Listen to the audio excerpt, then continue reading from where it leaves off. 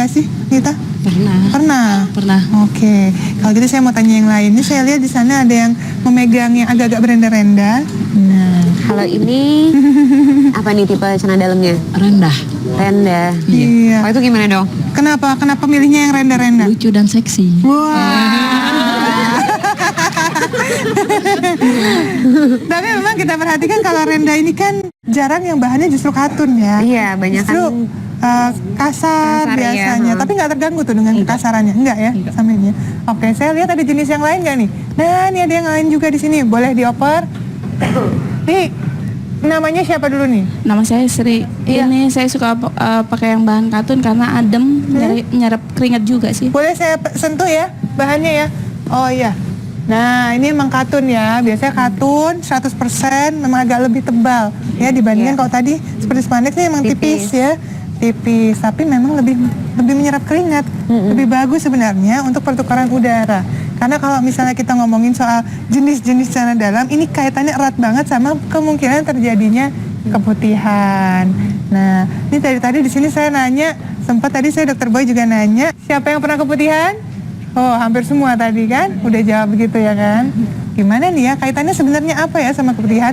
Lebih jelasnya kita tanya Dokter Boy lagi, yuk kita ke sana.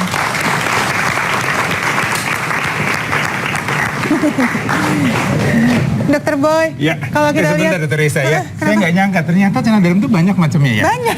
Terakhir saya tuh ke gerai celana dalam wanita itu waktu mau menikah. Oh, ya waktu beli mempersiapkan ya. seserahan tuh kurang lebih 20 tahun yang lalu ya. Ternyata ya, Sekarang udah macam-macam. Udah macam-macam ya. Tadi ada yang berenda kan? Iya. Supaya seksi kan? Seksi katanya, iya. Tapi memang ini kaitannya sebenarnya dengan kelembapan Iya, sebenarnya. betul dengan kelembapan. Kita terangkan ya kenapa itu bisa menyebabkan keputihan karena salah menggunakan atau memilih pakaian dalam. Oke, kita lihatkan ya. Oke. Nah, ini lihat ya, keputihan itu terjadi di saluran sini ya. Jadi ini adalah kandung kemih, yang ini adalah rahim, ini adalah bagian saluran vagina yang tersebut itu ya. Keputihan itu terjadi di sini. Saluran vagina itu atau vagina itu adalah suatu rongga, sesuatu yang memang ada kelembapan, di situ ada kuman. Di situ ada bakteri atau kuman normal yang melindungi daerah vagina ini supaya tidak mudah terkena infeksi. Kuman baik kita sebutnya. Nah, kalau menggunakan pakaian dalam yang tidak baik atau yang mengganggu kelembapan di sini, maka kuman baik itu akan berubah sifat menjadi kuman yang mengganggu atau menyebabkan dari keputihan sifatnya patologis tadi. Ya, keputihan yang banyak, kemudian berbau, berwarna dan menimbulkan rasa tidak nyaman pada wanita tersebut. Jadi, tadi betul Yasmin menggunakan pakaian dalam yang bahan katun. Ya, bahan katun itu membuat sirkulasi di sini atau kelembapan di sini tetap terjaga dengan baik. Ya. Nah, ini biasanya ada yang bertanya nih. Kalau saya punya yang spandex, saya punya yang ini kan boleh ada nggak sih jenisnya nih, dipakai? Dok. Spandex, Kalau bahan-bahan kayak gini gimana dong? nilon gitu ya. Ini kan banyak dijual. Kalau misalnya nggak ada yang beli kan kasihan yang jual ya. Polyester juga nih kan? Ini Nilon. boleh saja digunakan ya, tapi jangan lama-lama ya. Ya, Sekali-sekali aja gitu, Dok ya. Jadi ini boleh Tidak boleh digunakan. terlalu lama, Tadi kan ya. ada ibu yang mengatakan, oh ini supaya lebih seksi. Oke, seksi di depan pasangan boleh, di depan suami boleh, tapi cepat-cepat dibuka. Ya, oke, dipakai sebentar aja, kemudian setelah itu dibuka. Jadi pakai selama 24 jam. Jadi boleh saja menggunakan pakaian dalam yang berbagai bahan tadi ya, tapi nggak boleh seharian. nggak boleh seharian, hanya untuk sebentar saja. Dok, ngomong-ngomong soal keputihan nih, aku mau nanya, kalau emang bener nggak sih kalau kita keputihan itu kalau kita lagi hamil, kita keputihan itu bisa apa ya, memancing untuk air ketuban kita pecah? Bisa sekali. Bisa sekali. Ya, kenapa itu bisa terjadi? Kita lihatkan ya tayangannya ya. Oke, kita lihatkan ini kenapa keputihan itu bisa menyebabkan pecah ketuban. Tadi kita cerita bahwa keputihan itu terjadi di saluran ini. Ya, saluran ini berkaitan erat dengan saluran atau pintu leher rahim yang berkaitan dengan selaput ketuban tadi. Ya, jadi kalau ada keputihan di sini, terutama yang keputihannya sifatnya adalah keputihan yang patologis tadi, kuman itu akan naik ke atas, kemudian dia akan menyebabkan infeksi di saluran leher rahim ini, dan kemudian dia akan menyebabkan infeksi pada selaput ketuban. Selaput ketubannya menjadi tipis, kemudian karena tekanan cukup kuat, maka dia akan pecah.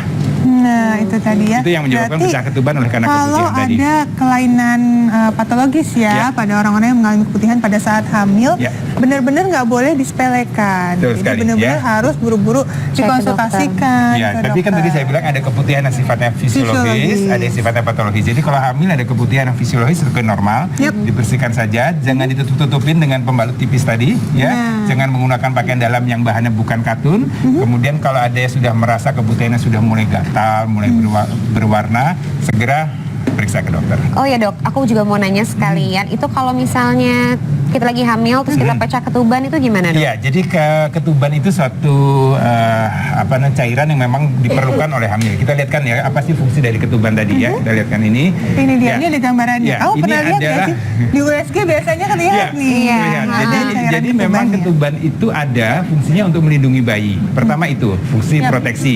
Kemudian kedua adalah fungsi daripada ruang gerak bayi. Jadi ketuban itu sangat diperlukan untuk ruang gerak bayi. Kemudian ketuban ini juga bisa menjadikan suatu pertanda adanya suatu proses kelainan atau kecacatan pada bayi. Ya, kalau ketuban terlalu sedikit atau ketuban terlalu banyak itu hati-hati. Kemungkinan ada masalah dengan kecacatan bayi. Nah, kalau ketubannya sedikit bisa juga oleh karena ketuban itu sudah pecah sebelum waktunya. Jadi ketuban Atau ini rembes ya? Ya, atau rembes. Iya, Ya. jadi bocor dikit-dikit Iya, itu juga bisa. Betul, jadi keluarnya nggak harus selalu pure banyak, bisa juga sedikit-sedikit, Ngerembes, ya. bisa juga banyak. Tapi kita juga harus pandai-pandai nanti membedakan apa itu ketuban atau bukan. Tapi tadi kita lihat kan ini ketuban Yap. sangat perlu. Nah tadi kalau pertanyaannya Yasmin adalah kehamilan 6 bulan, belum cukup waktu, kemudian ketubannya pecah. Itu kondisi bayinya gimana dok? Oke. Itu apa yang harus dilakuin? Ini sebenarnya tidak hanya buat pasien, buat kita dokter pun juga biasanya dilema. Ya, kalau kita lanjutkan kehamilan itu ada kemungkinan risiko infeksi pada bayi. Ya, kalau kita akhiri bayi itu belum cukup bulan atau bayinya belum bisa hidup di luar kandungan, ya. Ya, jadi ini biasanya kita akan coba pertahankan semaksimal mungkin asal tidak ada tanda-tanda infeksi. Kalau tidak ada tanda infeksi kita akan lanjutkan kehamilan dengan pecah ketuban tadi. Tapi kalau ada tanda infeksi ya mau tidak mau kita harus selamatkan bayinya juga. Gitu, harus dipertimbangkan ya, banyak Ya. faktor yang Ya. harus dipertimbangkan. Jadi waktu yang tepat untuk pecah ketuban itu Oke, kapan dok? pecah ketuban yang tepat adalah pada saat pembukaan sudah cukup besar. Jadi pada saat proses persalinan terjadi pembukaan jalan lahir, biasanya mulai pembukaan di atas 5 cm, 6 cm. Nah, mulai di situ ketuban boleh pecah. Atau biasanya pada saat kepala mau keluar ketuban pecah. It's okay, itu normal. Tapi kalau sebelum ada pembukaan ketuban itu pecah, kita sebut ketuban pecah sebelum waktunya. Sebentar, ini ada penonton di studio nih yang sudah mengangkat tangan. Kampaknya Ibu mau bertanya ya? Oke, FD boleh tolong dibantu mic-nya? Saya Ibu Rina. Iya, Bu. Saya mau bertanya dok, apa yang membedakan air ketuban sama air urin? Oh, Terima kasih. baik. Terima kasih pertanyaannya. Nah, untuk menjawab pertanyaan dari Ibu Rina tadi, kebetulan kita sudah mempersiapkan. Ini adalah properti tambahan, di mana ini adalah bentuk atau contoh dari air ketuban dan Ya. juga air urin. Ya, coba saya tanya Yasmin, kira-kira mana yang urin, mana yang ketuban? Ini ketuban, ini urin. Pengalaman. Hebat, wah, pengalaman yang sudah benar ya. Oke. Kira-kira apa bedanya menurut Yasmin? Dari warna. Apa? Dari warna, Warna, oke. Mhm. Kemudian Dari pasti pernah mencium. Baunya. juga. Bau. Tapi karena aku dipercaya sama dokter, jadi aku nggak tahu ya, nggak perhatiin nggak ya. perhatiin. ha. Udah sibuk karena Agak sibuk. Udah ngambil kan Ya, biasa. jadi biasanya khas baunya seperti bau kamar bersalin itu adalah bau ketuban. Ya, jadi kalau ketuban itu biasanya terlihat tadi betul Yasmin katakan ini adalah cairan ketuban, dia lebih keruh ya, kemudian dia lebih berbau-bau seperti cucian daging gitu ya. Baunya Keruh bau juga ya? amis. Ya, kemudian kalau bedakan dengan urin pastinya ya Bu ya, urin itu baunya lebih bau asem, bau pesing orang kita bilang itu ya. Jadi biasanya bau WC yang nggak pernah dibersihkan seminggu, nah itu baunya seperti itu ya. Tapi kalau air ketuban dia cairannya dia terlihat lebih keruh dan baunya. Nah, kemudian untuk memastikan lagi, kadang kita juga suka tersamar. Ya. Untuk memastikannya lagi, kita bisa lakukan dengan pemeriksaan keasaman. Jadi diberikan kertas lakmus begitu Lakmus ya? test, ya betul Lakmus sekali. test ini Saya kira tadi biasanya Raisa mau dilakukan- dirasain nggak ya? Oh, jangan dong.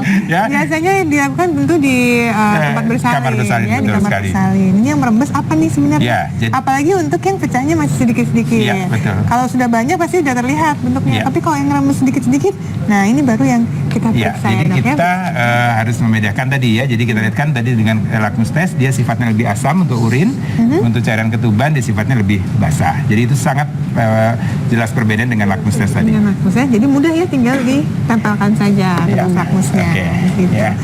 Jadi nanti rencana anak kedua gimana? Air ketuban sudah ngerti? Udah mengerti sih.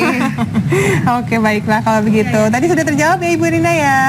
Baik, jadi mulai sekarang kalau misalnya Anda mendapati keputihan, ya apalagi dalam situasi sedang hamil, kemudian hamil besar, Ya. gitu ya, hati-hati. Selalu dikonsultasikan ke dokter untuk memastikan sebenarnya ini jenis keputihan yang aman atau sudah merupakan keputihan yang harus segera diobati dan ditangani. Sesaat lagi kami akan segera kembali, tetap di Dokter Ros.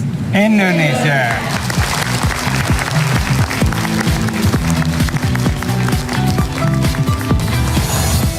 Kenali waktu tepat untuk hamil kembali pasca keguguran. Sesaat lagi.